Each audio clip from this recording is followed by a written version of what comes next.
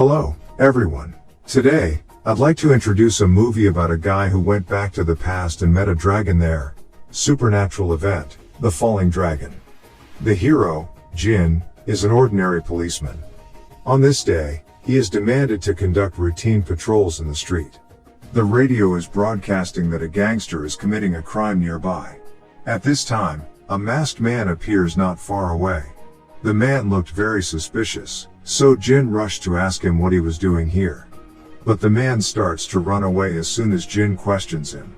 While chasing after that man, Jin surprisingly finds that this man has extraordinary skills.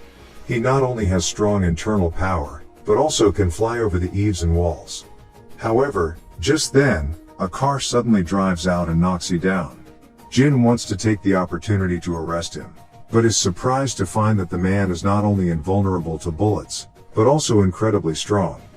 He kidnaps the driver at once, and then Jin suddenly realizes that this man is the one who killed his mother many years ago. The fire of anger starts to flare up in Jin's heart. Just when he is about to take revenge for his mother, the murderer escapes even after getting several shots on his body. This incident is so weird. Not long after, Jin is transferred to the Bureau 709. This is a secret department whose function is to explore and research supernatural events which science is currently unable to explain. As soon as he arrives here, the director hands Jin over to a female special agent who is also his boss, Ling. Ling has the super ability to perceive other people's thoughts, so Jin's idea about dating her is exposed by Ling immediately. Then, Ling introduces some basic equipment here to Jin, including the second-generation space-time portal that can travel through the time. Next, Ling shows him around the arms depot. Here, Jin sees many precious ancient artifacts, including Ho Yi's bow, the swords of Ganzhong and Moi, and a metal rod. But these are not for him. Jin is equipped with a small gun. Although this gun is small in size, it is very powerful. With just one shot, Jin blasts a big hole on the roof of the headquarters instantly, even triggering the protective devices here. Later, Jin and Ling begin to analyze the DNA of the murderer that night. Until then, that they know the murderer is not a human, but an alien creature which is more advanced. The communicator then plays to them a strange audio segment intercepted from outer space not long ago. At this point, a stranger phenomenon happens. As soon as Ling hears this sound, she begins to feel physical discomfort. Later on, Jin learns from talking with Ling that two of them have the same experience. Ling's parents were also murdered when she was very young, and her only sister was also abducted by the murderer. In order to find out the clues of that case and the truth, Jin and Ling decide to open the space-time portal secretly to go back to the past. Ling recalls some clues of that case, including the exact time and place. After a burst of lightning and thunder, they are transported to the past, and Ling sees herself as a child there. But unfortunately, because time is too short, they still fail to see the face of the murderer. Although they return to the present within the set time, the director still finds that two of them used the space-time portal without his permission. Though being sent to the confinement room by the director, they are still looking for more clues. After analysis, they come to a conclusion. That is, the one who killed both of their parents is most likely from the same organization. Next day, the director releases them out. It turns out that the analysis of the sound previously intercepted from outer space has produced a result. It is the voice of dragons. And the reason why Ling felt discomfort on hearing this audio segment is that she is descended from the Dragon Breeders clan.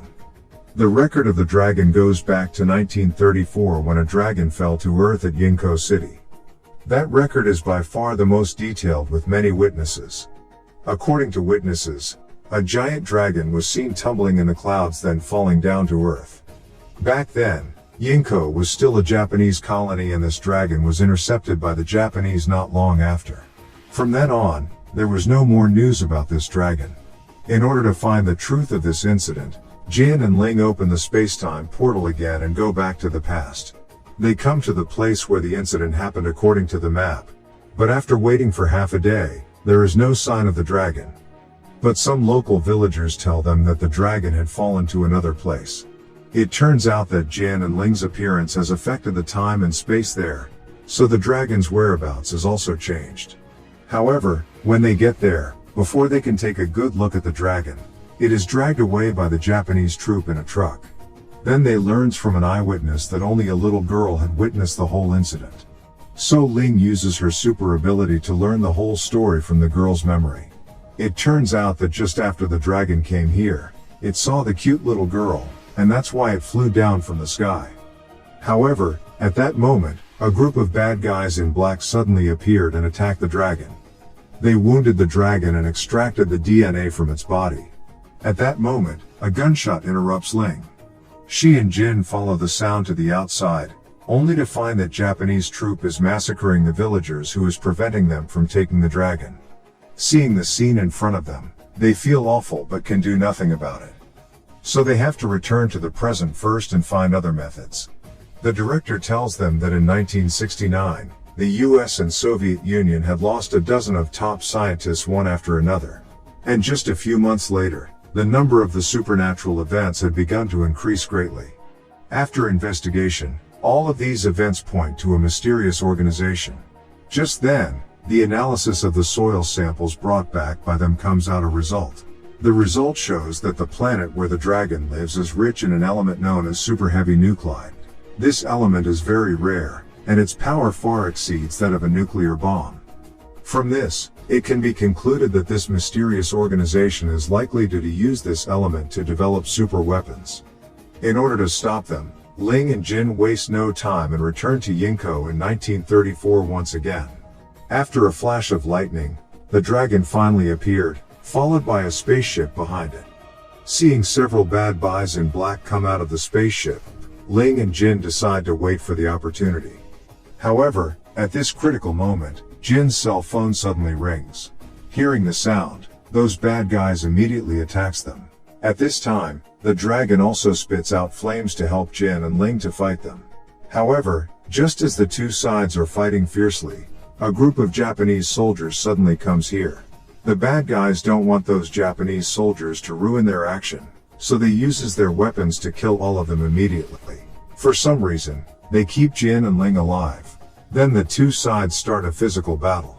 Being quick and nimble, Ling is able to fight with their leader, while Jin's side is not so smooth. Without any weapons, he is beaten up before he can fight back. But his mind is clear and he soon starts to fight back and eventually defeats his rivals.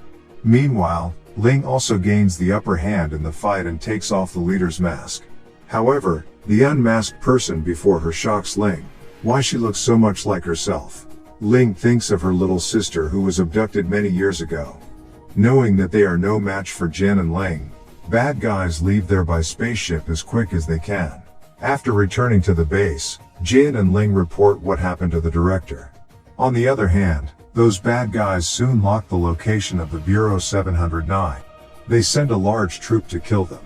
Jin and others can only be prepared for a big fight. As the story comes here, we can see that there will be a sequel of this movie.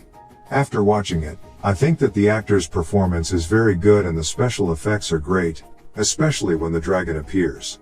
In addition, if you were allowed to go back to the past, what would you want to do? Okay, this is the end of the video. Please subscribe to my channel if you like this video. I'll see you next time. Bye.